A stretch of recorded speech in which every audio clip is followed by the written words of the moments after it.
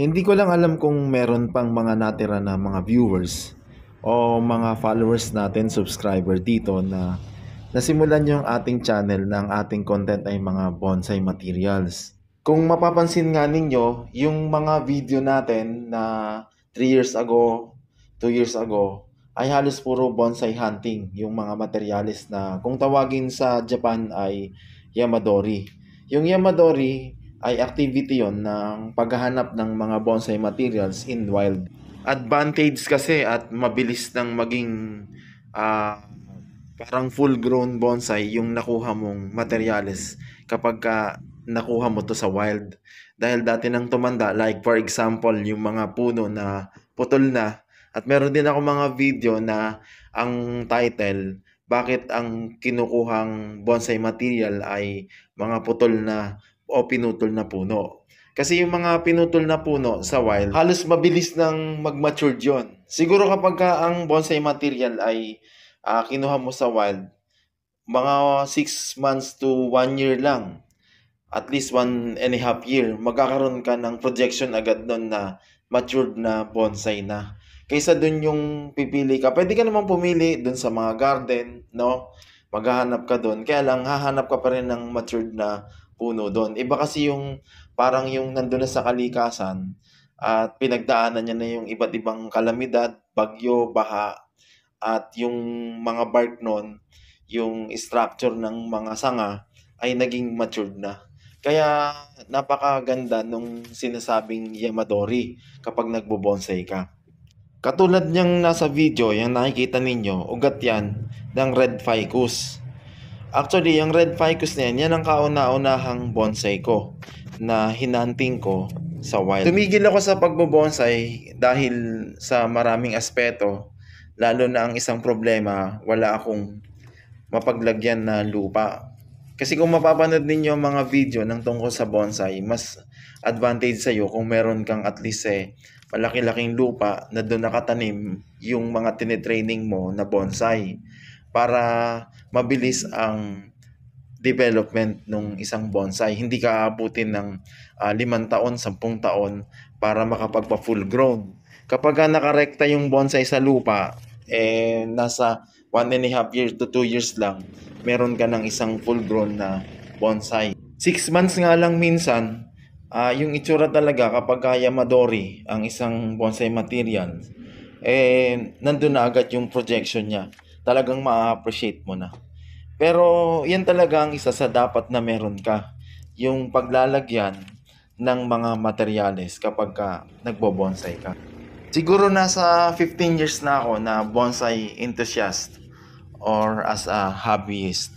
Hindi naman ako maituturing pa na bonsai artist kasi wala naman akong nagawang bonsai na full grown o yung natapos. Pero this time ay susubukan natin na ibalik ang content na ito. At ito nga, nililinis ko yung kung ano yung naiwan dito sa may tagiliran ng bahay na materyales na pwede nating isave at simulan at gawin ulit na bonsai. Lahat kasi ng mga nahunting ko hindi naging successful yon. Yung iba mga natuyo kasi hindi ko na nabalikan, hindi na nadiligan ng mga panahon ng mga summer. Madami yun. Merong magaganda talaga na nangihinayang ako. Kaya lang wala tayong magagawa. Siguro ganun talaga ang buhay. Ngayon, magko-concentrate tayo sa bonsai kung tawagin ay mamey. Yung mamey type of bonsai ay bonsai na maliit lang o nasa ang height niya siguro 1 to 2 to 3 inches siguro. Siguro hanggang 4 to 5 inches baka mai-consider pa as mamey. Hindi ako masyadong particular doon sa specs ng tinatawag na mamey bonsai. Basta ang naiintindihan ko sa mamey bonsai ay maliit na bonsai na pwedeng nasa palad mo lang. Sa tingin ko, yan ang advisable na pwede kong gawin, lalo na wala naman akong space na pwedeng doon alagaan yung mga bonsai materials. Alam nyo, sa actual kasi, kunyari, pumunta ka sa isang area or location, site na doon ka mag-hunting, bundok o tabing ilog, Pagka tinitingnan sa video, parang madali lang yon. Pero dun sa actual na nag-hunting ka, yung naguhukay ka dun, di ba? Tapos pinuputol mo yung mga ugat, nilalagari mo, lalo na kung medyo ang bonsai ay nasa medium, no? Medium to large sizes na bonsai materials. Ang hirap nun sa actual kapag ginagawa. Ang mga pwede pang challenges dyan, baka kailangan mo ng permit o kaya baka mamaya sitahin ka ng DNR o ng sino mang mga authorized na nandyan sa bundok para sabihin protected area yon. Bagamat usually hindi naman ako noon pumupunta sa mga protected area kasi isa yun sa inaalam ko bago ako nagbo-bonsai hunting. And then yung paglalagyan mo pa nun, syempre pag malalaki yon, hindi naman pwede naka-single na motor ka lang. Tama? Ang magandang mga sasakyan na kailangang meron ka kapag maghahunting ka ng mga ganun, kailangan mga at least pick up man lang, di ba? Mga pick up truck para maisakay mo yon at madala mo sa urban area. Samantalang pagka mamay size lang ang hahuntingin natin, di napakaliit lang nun, no? Pwede na natin ilagay lang yun sa plastic, no? Kahit maka 20 ka pang piraso nun di ba? Kapag nag-bonsai hunting mamay ka, di sa plastic lang. Kahit naka-single na motor lang, pwede na, no? Kaya lang yung kasing mga mamay, ang alam ko, kahit na hindi ako nun gumagawa ng ganun karami, kumbaga madaling ma-dehydrate yun madaling matuyo kasi konti yung lupa. So, dapat doon lagi ring nababantayan yung lupa, laging nababasa o nadidiligan. Hindi yun pwedeng iwanan ng mga hanggang 3 araw to 3 to 5 days or 1 week lalo na. Kasi yan ang laging kalaban ng bonsai kapag aalis ka, sinong magdidilig, tama? Ngayon, sa mamay size naman, yung mamay size kasi isa pang magandang advantage niyan, pwedeng ipang display yan sa ibabaw ng mga office table, di ba? O kaya dun sa isang parte ng office na mayroong estante, 'di ba? At kasi parang kumbaga kapalit ng flower vase, pwede ka ring maglagay nun. Kasi parang may punong kahoy dun sa loob ng opisina, tama? Ganun 'yon. At yung mami parang nakaka-amaze dahil ang liit-liit ng itsura pero talagang parang puno na nasa palad mo lang, 'di ba?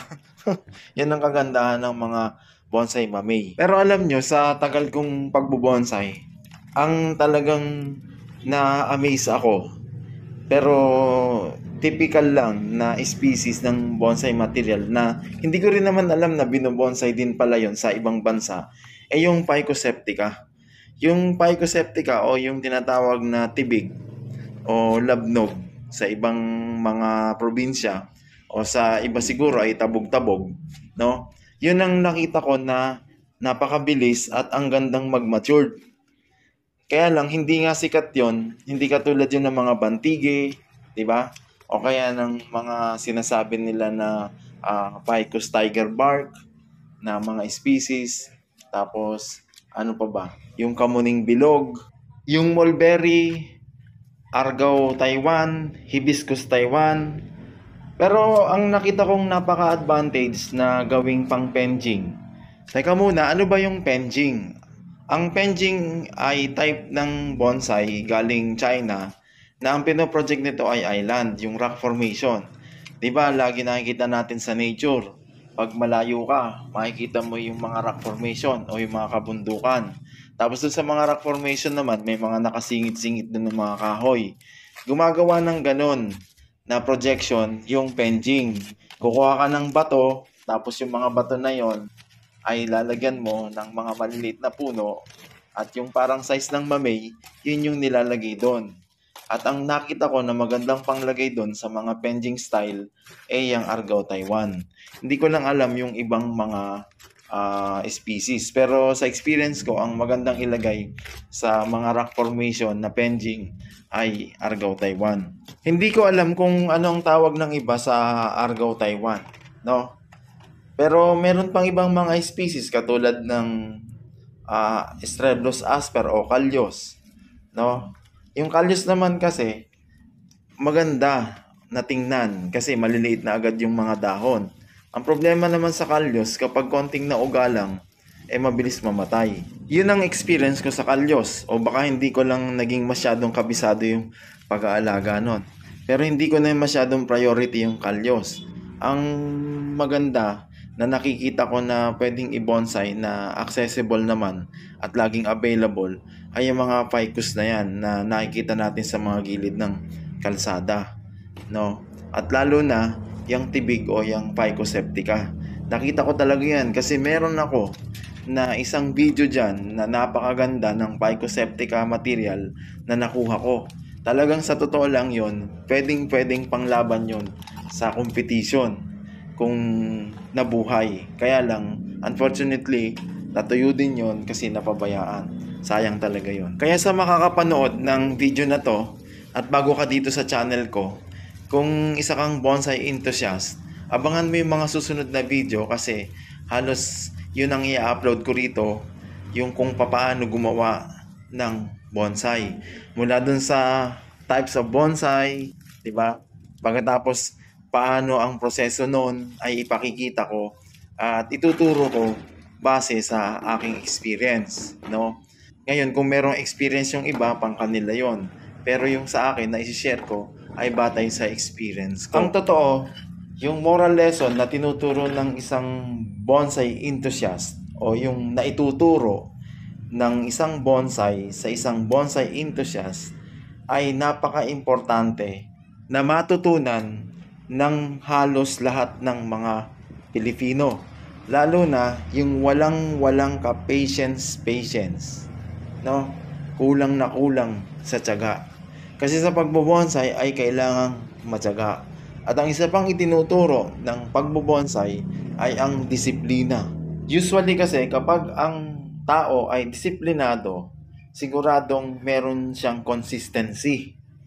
Kasi ang consistency, batay sa experience ko, sa nakita ko, ay isang napakahalagang sangkap ng karakter ng tao para umundad siya sa buhay.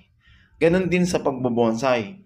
Kapag hindi ka consistent sa naging experience ko, ay hindi ka talaga makabubuo ng isang full-grown na masasabi mo na bonsai art. So, ano ngayon ang objective natin sa pagbabalik natin sa hobby na to?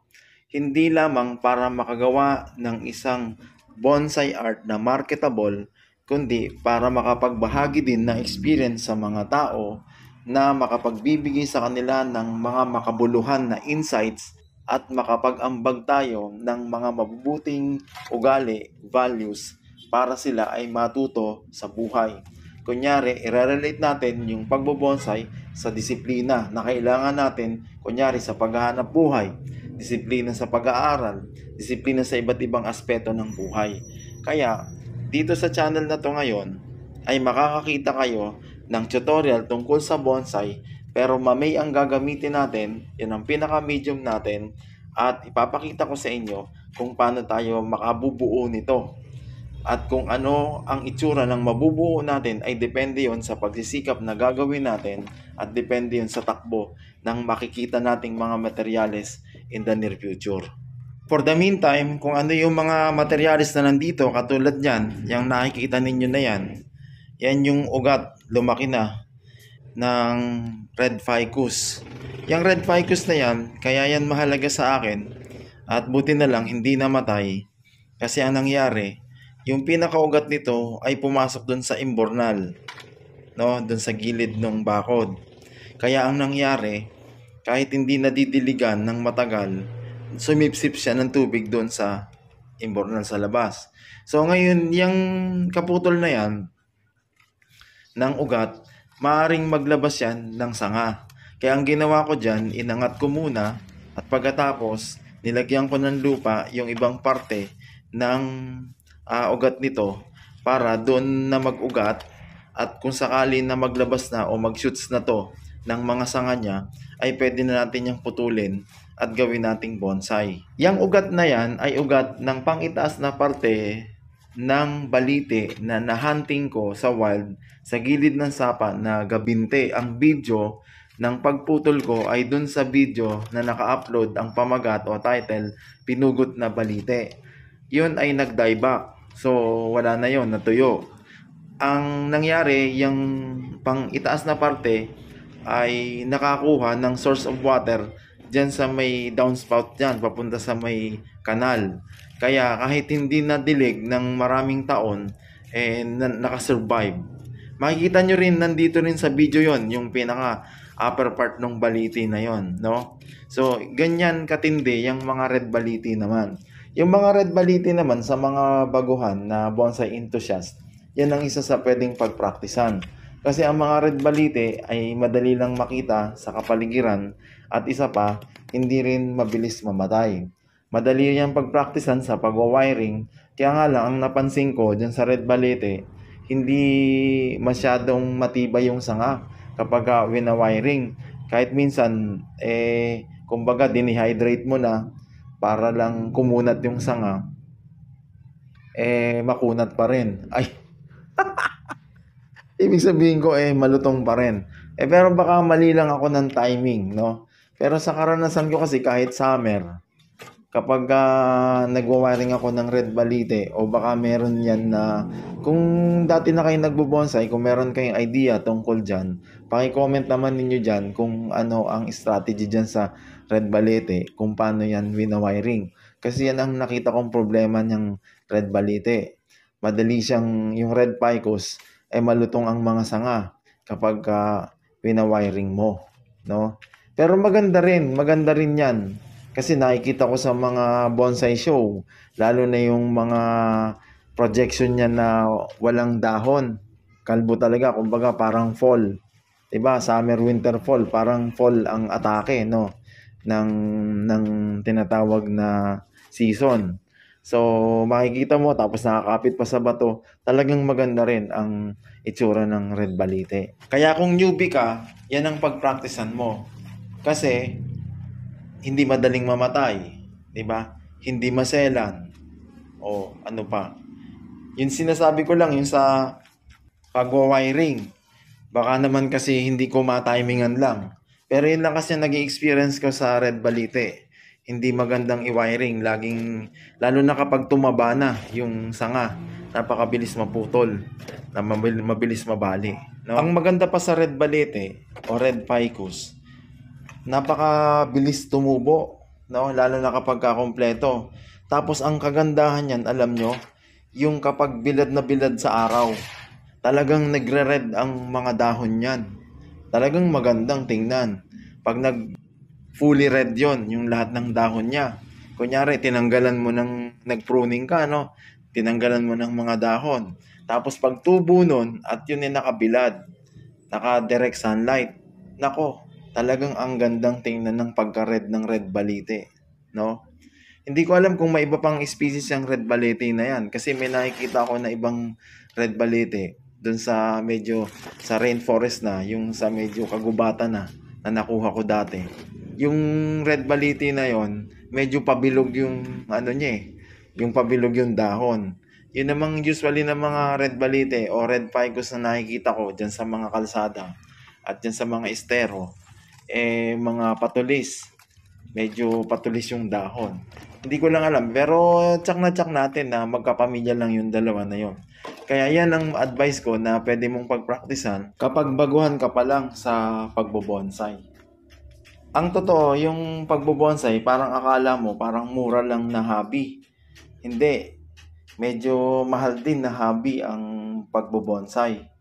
Kasi, doon pa lang sa mga wiring at yung iba pang mga bonsai tools na kailangan mo, lalo na kapag maselan ka sa mga container na paglalagyan mo ng materyales, talagang bibili ka ng marami. So, hindi maiwasan, minsan, ako, gumagamit lang ako ng mga katulad niyan, yung nakikita ninyo. Pinagputulan yan ng ugat ng mulberry. Tapos natabunan ng mga dahon.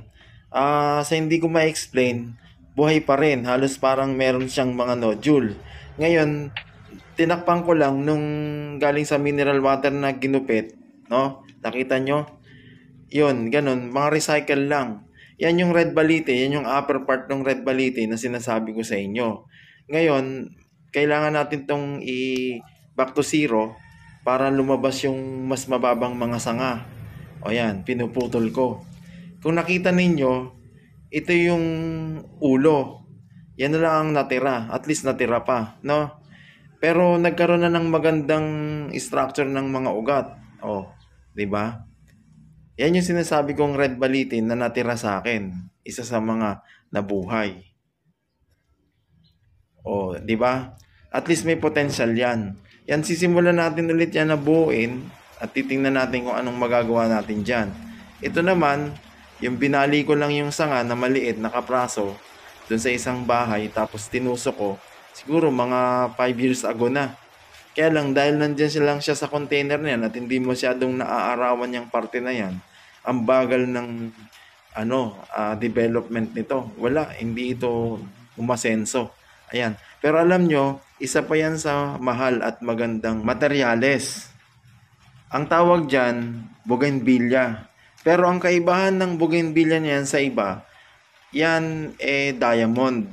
Hindi ko alam kung anong tawag nila dyan pero basta diamond yan. Kung bakit tinatawag yan na diamond, kasi ang dahon nito ay parang pa-diamond. Hindi ito yung katulad ng ibang bougainvillea na bumabawi lang sa maganda yung bulaklak.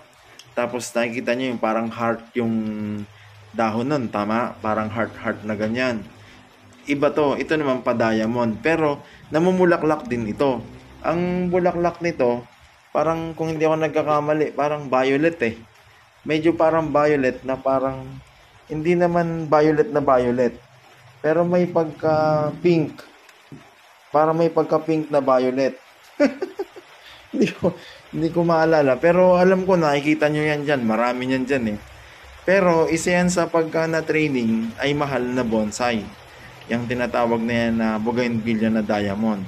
No? Ito, sayang hindi, yan ang mga nagiging resulta kapag walang proper training ang isang bonsai materials, no? O ito, nakikita nyo ba yan? Bignay pugo yan, no? Yung bignay pugo naman na yan, siguro, dating cuttings yan na tinusok ko dyan, tapos nabuhay. So, nakasurvive. Ngayon, yan ang isa sa papracticein natin na gagawin natin na unang-una nating mamay. Ngayon, ipapakita ko sa inyo kung paano tayo kukuha ng parte lang nito para gawin nating mamay, no? O yan, gugupitin ko yan, yung parte na yan, para bumaba naman yung original na puno niya, 'di ba? At kukunin ko lang yung parte na yan nang malapit dun sa bababa dun sa puno, no? Yung parte na yan ng pinutol ko, yan ang gagawin natin ngayon na mamay. Tingnan natin kung magiging successful tayo. So, dito sa video na to, yan ang una nating bonsai tutorial. Ngayon, pinutol ko yung mga parte ng mga sanga na hindi kailangan. Yan, pinuputol na. Ganyan ang gagawin nyo. Tapos, titingnan ninyo yung structure nung pinaka materyales. Dapat, at least, merong S-shape. Kasi kapag may S-shape, yun ang nagpapaitsurang matanda.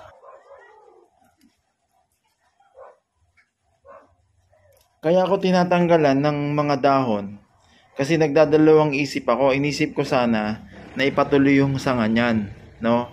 O kaya naman, putulin na ng maigsi yung sanga para magpasanga na lang ng bago. Pero mas advisable, putulin na lang kasi sa dulo niyan, pinutol ko rin yung mga sanga na yon.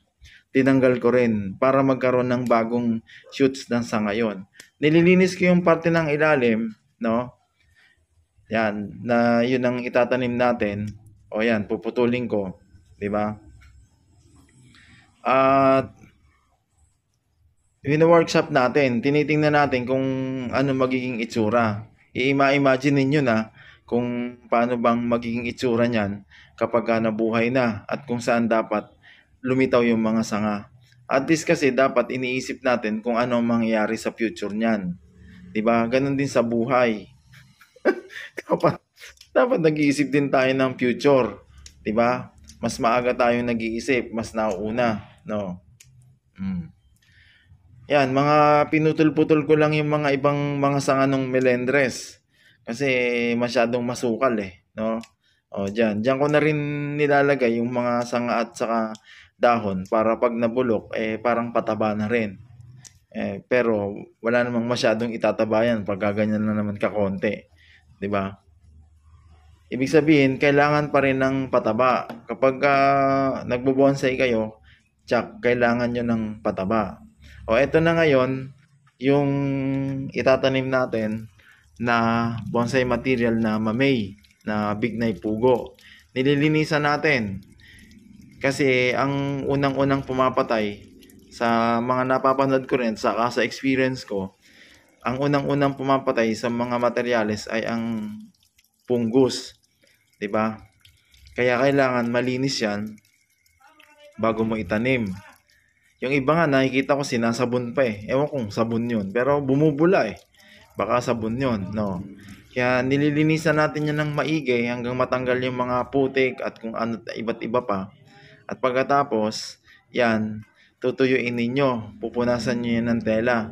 Baka hindi ko na napakita sa parte na 'yan, no. Ayan, 'di ba pinutol ko na rin. Sa bandang huli, pinutol ko din yung mga itinira kong sanga. Tapos yan na lang ang dinicide ko na dapat na mangyari. Tapos, lagyan niyo yan ng cream. Kung may mga nabibili dun sa TikTok, hindi ko alam, mga siguro mga 100 plus lang yon. Minsan, ginamitan ko rin ng wood glue yan o yung Elmer's glue. Umuobra naman. Okay naman, no? Tapos ito, mag-experiment tayo. Meron kasing nakita akong cream na anti-fungal na ano tawag dito? Yung expired na.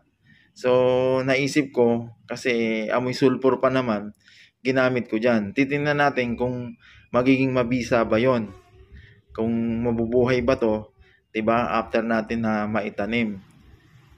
Oh, yan. Yan sisiguraduhin nyo na yung mga pinagkatingan malagyan. So, ayan, at sa cup noodles ko lang yan itatanim, no. Ganyan lang yung sinasabi ko sa inyo na recyclable na mga lalagyanan. Kasi hindi pa naman ninyo kailangan ng magandang paso para dyan. Dahil bubuhayin pen, sa totoo lang, pag-uugatin pa ng matindi yan, at saka pa lang i-wiring, di ba? Tapos ipopruning, tapos iwa-wiring, ipopruning hanggang magre-repat ka. Saka pa lang yan ilalagay sa magandang paso kapag halos full grown na o patapos na. Pero sa experience ko, ang bignay pugo, isa ito sa napakabagal. Mahinang umasenso kapag binobonsai. Okay naman, maganda naman ang outcome nito, pero minsan may katigasan ng ulo yan eh. Hindi lumilitaw dun sa ina-expect mo yung shoot na yung sanga na dapat dun siya lumitaw. Sa bonsai kasi meron ding pattern na sinusunod. Dapat left right din ang ano niyan. Left right back, left right. Tapos ulo o yung top na, 'di ba? Ngayon, pagka hindi mo na-achieve yung sanga na yon, mahirap. So ito, binawalot na natin sa plastic, no? Para makulob muna. Yung paglalagay ng plastic na yan, isa pa yan sa sekreto para makabuhay ka ng materyales, no? Mataas ang rate na o ang chance na mabuhay yan kapag ganyan ang sistema na ginagawa mo. Actually, yung iba halos puro ugat nga lang eh. Tapos ginaganyan, nabubuhay. Yan ang isa pang style na dapat alam mo kung newbie ka, no? So, ngayon, ito, itatabi muna natin yan sa hindi naaarawan para wag malanta. Kasi may pagkakataon kung baka hindi natin napansin, dun pala sa pinaglagyan natin, masyadong may araw, hindi rin mabubuhay, no? Yun ang sa experience ko. Pag hindi kinaya nung materyales, patay, di ba? So ito, ipapakita ko lang sa inyo kung ano nangyari dito sa pang-itaas na parte nung balite na pinutol ko sa dalawa, na yung pang-ilalim nagpaalam. Matagal na. Siguro mga 3 taon na, no? Ito yung natira, tapos hindi na nga rin natin naintindi ito, hindi na rin inasikaso kasi naiwan na natin dahil nga sa mga bagay na ibang mahalaga. So, ito na ang naging itsura. Nagkaroon ng ganyang ugat, no? At kanina nakita nyo yun, pinutulan natin yung taas at expected natin na sana may lumabas pang mga ano dyan, mga sanga, no? Ito kapag nagkasanga to ng marami, advantage to, ha? Kasi maganda na yung pinaka-base, oh. Nakikita nyo ba yung mga ugat na yan, no? O yan ang mga nagpapatanda sa bonsai. Yan ang mga i-check ninyo kapag kuha kayo ng materyales. Kunyari, titingnan ninyo yung ugat ba, di ba? Tapos pati yata yung mga term yun, hindi ko na matanda. Nibari ba yon yung tawag dyan?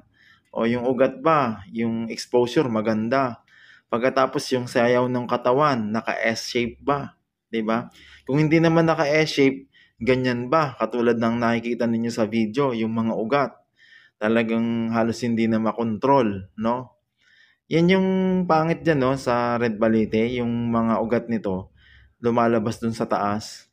Pagka hindi mo na control at hindi mo inayos yung pag-aalaga, katulad niyan, hindi yan masyadong naalagaan, hindi maayos na naalagaan yan. O, 'di ba?